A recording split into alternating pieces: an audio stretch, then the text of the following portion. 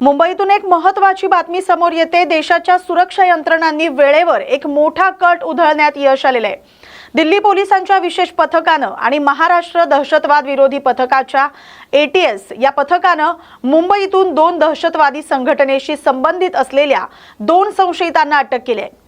या 2 संशयितांवर राजधानी दिल्लीत एका धोकादायक दहशतवादी हल्ल्याचा कट रचल्याचा आरोप आहे।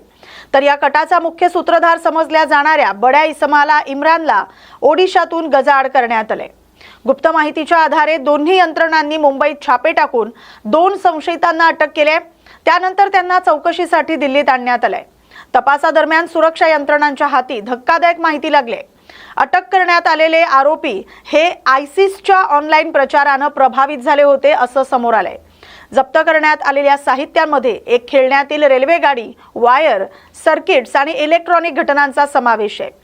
आरोपी या खेळण्यातील रेल्वेचा वापर करून इम्प्रोवाइज्ड एक्सप्लोसिव्ह डिव्हाइस हे नेण्यासाठी किंवा त्याचा स्फोटक वाहन म्हणून वापर करण्याच्या प्रयत्नात होते असं अधिकाऱ्यांनी सांगितलेलं आहे। हे दोघे टॉय कार बॉम्बद्वारे दिल्ली हल्ल्याच्या करण्याच्या तयारीत होते अशी माहिती आता समोर आलेली आहे। पोलीस सध्या पुढील तपास करत आहेत।